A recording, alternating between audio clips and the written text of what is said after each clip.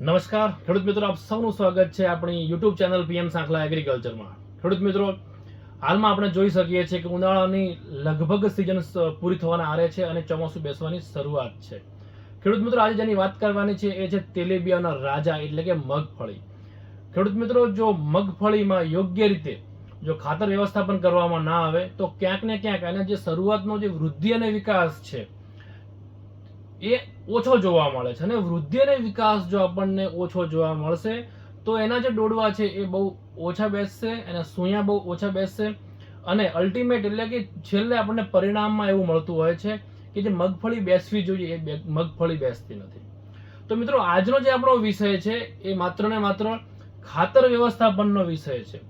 તો સૌપ્રથમ આપણે જ્યારે ચર્ચા ચાલુ કરીએ છીએ એના પહેલા ખાતર આપણે જ્યારે આપવાના થાય છે તો આપણે શું કાળજી રાખવી જોઈએ. ખેડૂત મિત્રો, જ્યારે આપણે સૌરાષ્ટ્રની વાત કરીએ, ઉત્તર ગુજરાતની વાત કરીએ કે મધ્ય ગુજરાતની વાત કરતા હોઈએ તો દરેક જમીનની અંદરના જે પોષક તત્વો છે એ અલગ અલગ પ્રમાણમાં હોય છે. તો સૌપ્રથમ આપણે શું કરવું જોઈએ એના વિશે આપણે સંપૂર્ણ વિગતે ચર્ચા કરીશું.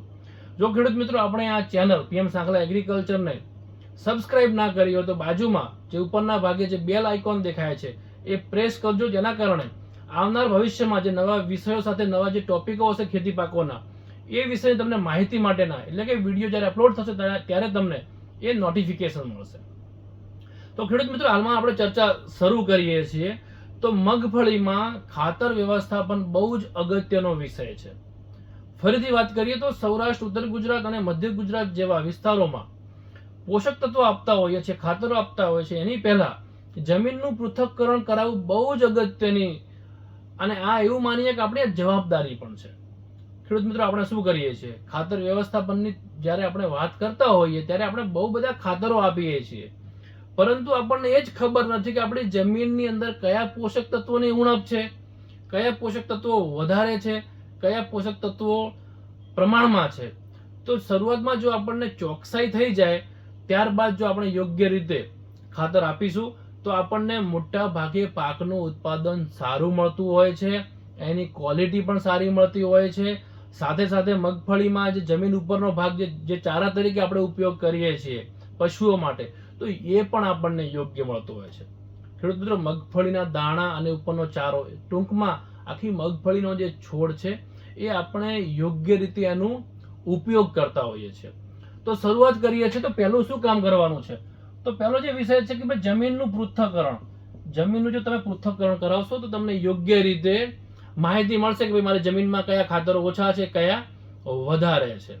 હવે આપણે વાત કરીએ કે જ્યારે પણ જમીન તૈયાર કરીશું એટલે કે ટૂંકમાં હવે જમીનો આપણે તૈયાર કરવાનો સમય ટૂંક જ સમયમાં આવી જશે. તો જ્યારે પણ આપણે જમીનો તૈયાર કરતા હોઈએ ત્યારે શરૂઆતમાં આપણે કયા ખાતરો નાખવા છે, તો કે ભાઈ 8 થી 10 ટન જેટલું ગળતિયું સડેલું ખાતર નાખવાનું છે. કેવું હોવું જોઈએ ખાતર? આ છાણિયું ખાતર જે આપણે નાખીએ છીએ એ સડેલું હોવું જોઈએ, વ્યવસ્થિત રીતે એનું વિઘટન થઈ અને એકદમ સૂકું પણ નહીં હોવું જોઈએ, એકદમ લીલું એટલે કે તાજું છાણ પણ હોવું જોઈએ નહીં. ખેડૂત મિત્રો, આ હંમેશા વસ્તુ યાદ રાખજો કે જ્યારે પણ આપણે તાજું છાણ ઉપયોગ કરીએ છીએ તો તાજું છાણ હંમેશા જે ઉધઈ હોય છે ને, એ ઉધઈનો સારામાં સારો ખોરાક છે. તાજું છાણ છે એ એનો ખોરાક છે ઉધઈનો. એટલે આપણી જમીનમાં ઉધઈનું પ્રમાણ વધશે, તેમજ જે મુંડા જે છે એ મુંડા પણ તમારી જમીનમાં વધવાના ચાન્સ વધી જશે. એટલે હંમેશા તાજું છાણ ક્યારે પણ મગફળી વાવતા પહેલા જમીનમાં આપવાનું નથી, એ હંમેશા યાદ રાખવાનું છે. જો તમને ગળતિયું ખાતર ના મળે તો આપણે શું કરવાનું છે, હેક્ટર દીઠ આજે 8 થી 10 ટનની વાત છે ને ખેડૂત મિત્રો, એ હેક્ટરે આપવાનું છે. જો ખાતર ના મળે તો શું કરવાનું છે, 500 કિલોગ્રામ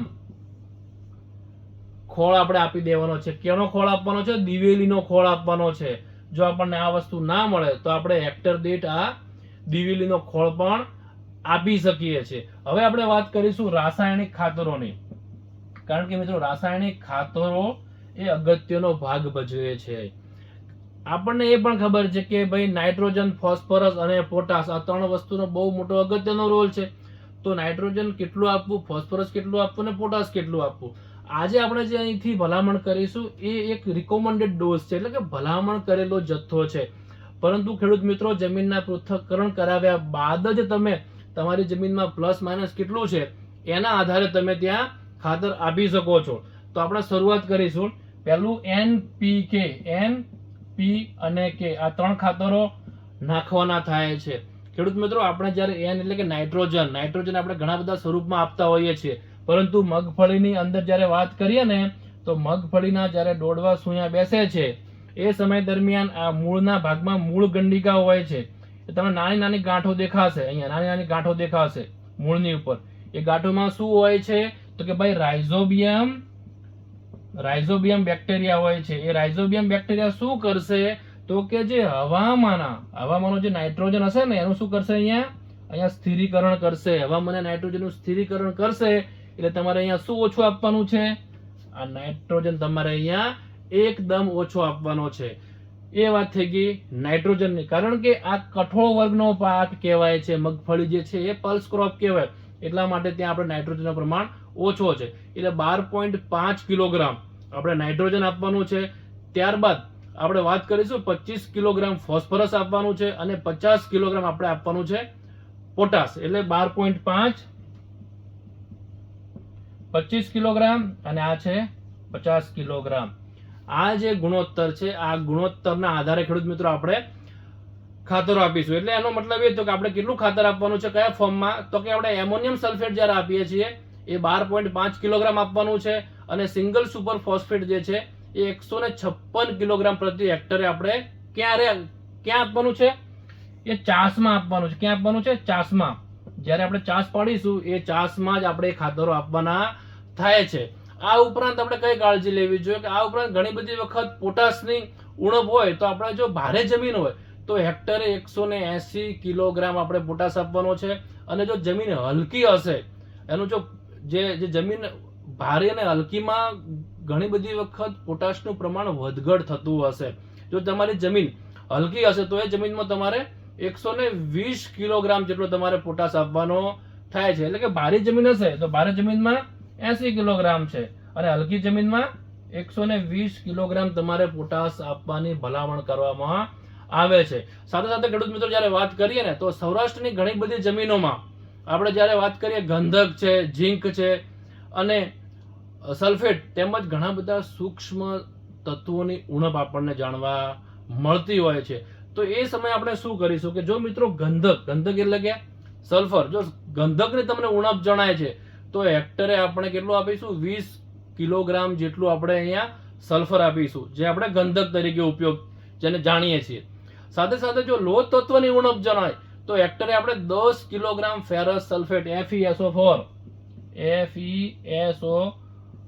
આપણે પ્રતિ હેક્ટરે એટલું આપીશું. સાથે સાથે જો ઝીંક તત્વની ઉણપ જણાય તો આપણે 40 કિલોગ્રામ જેટલું ઝીંક સલ્ફેટ પાયાના ખાતર તરીકે જમીનમાં આપીશું.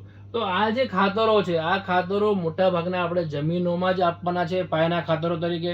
ઘણા બધા ખાતરોના આપણે વાવ્યા પછી છંટકાવ કરતા હોય છે, ઘણા બધા ખાતરો પાયામાં આપીએ છીએ, પરંતુ મિત્રો પાયામાં તમે નાખશો તો શરૂઆતથી જ તમને એનું સારું રિઝલ્ટ મળશે.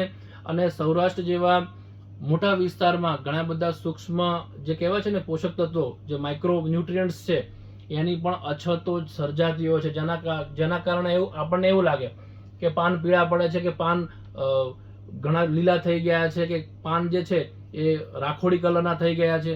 તો ઘણી બધી વખત મિત્રો એવા સૂક્ષ્મ તત્વોની ઉણપના કારણે પણ આ બધા લક્ષણો જોવા મળતા હોય છે.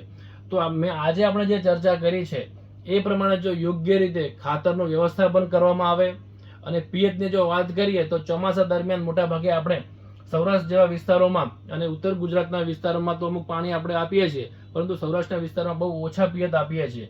ઘણી બધી વખત આપણે ખાતરો આપતા હોઈએ છીએ પરંતુ પિયતનો અભાવ હોય છે. મિત્રો ખાતર આપ્યા પછી જો વરસાદ ના પડે તો પિયત આપવું બહુ જ જરૂરી છે, કારણ કે જો તમે પિયત આપશો અને જમીનમાં ભેજ હશે તો જ એ ખાતર યોગ્ય રીતે લભ્ય પ્રમાણમાં એ પાકને મળતો હોય છે. તો આજના આ વિષયમાં ટોપિકમાં આપણે આટલી ખાતરની વ્યવસ્થાપન વિશે ચર્ચા કરી છે.